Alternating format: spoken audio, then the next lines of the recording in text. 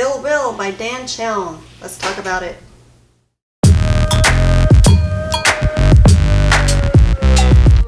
Hi guys, thanks for joining me today. We are going to talk about the book Ill Will by Dan Chaon. Apologies if I mispronounced his name, I probably did. Sorry.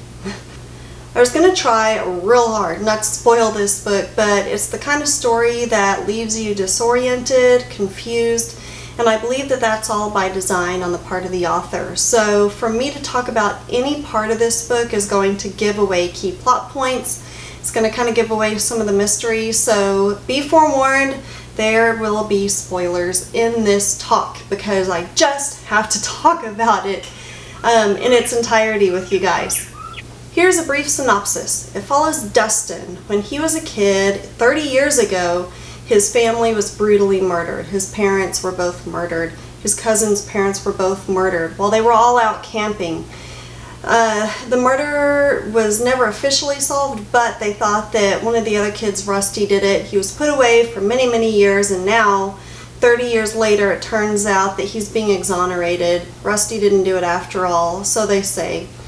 Meanwhile, Dustin has grown up to be a pretty respectable man. He's a psychologist, he's married, he has 2 teen boys. He seems to be doing pretty well.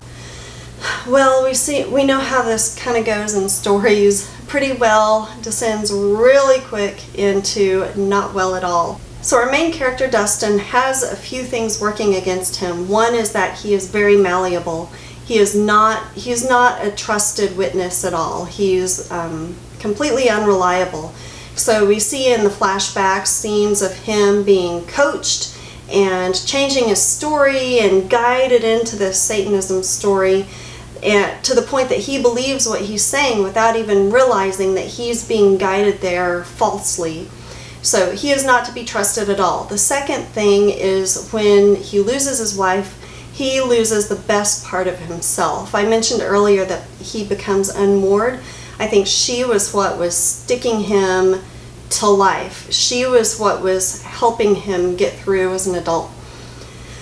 So in flashbacks again, we hear about some missteps he's made as a psychologist. We hear about how he, if he was questioning any of his cases, would turn to his wife and get her take on it. And then when she falls ill, he can't do that anymore. She doesn't have the emotional or the physical wherewithal to be able to help him, and then she's not even there. So when he loses her, he loses that feedback he was able to get. And then we see in the kids that things go real bad. Real bad. Oh, those dudes. I'm talking like addicted to heroin bad. It's just everything falls apart for everything. Addicted to heroin? Kids in a story. Yeah. How old were they? Teens. Their mom dies and they get addicted to heroin. Heroin. So Dustin, things aren't looking very good for him. There are a couple of things that people might not like about this book. One of those things is that it goes dark. It goes really dark. Real dark. The author does not pull any punches. He goes for it. The ending is wow. Wow. The ending is really wow. And it also concerns Satanism.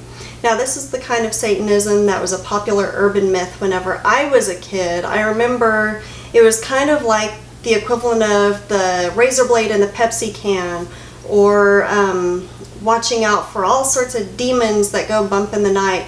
It just wasn't really a thing, but they made it seem like it was the next big thing that people had to be so afraid of. And Ill Will gets into that as well. One of the characters, Dustin, and his cousin make up these stories about these satanic rituals going on when the parents were murdered, and it was all part of that. And it's all fiction. It's all fiction. But it does talk about some of the gruesome satanic things that these satanic mythological people do. So one thing people might get turned off on is that it goes dark like that. Another thing people might not like is that it is unstructured. So if you like your quotation marks, your periods, your structured paragraphs, this may kind of grate on your nerves. I listened to the audiobook version, and it was really disjointed there too, to the point that it would break off in the middle of the sentence. It would go back and forth at breakneck speed between present tense and past, and it wouldn't always go forward and back to the same points. Sometimes it would go forward a bit further, and then when we came back to it later, it would come back just, a little ways. And then same thing going back. It just went all over the place in time, and it was really hard to keep up. I had to listen really hard to it at first to keep up with it. Eventually, either I found my pace with the book, or the book slowed down a little and allowed me to catch up.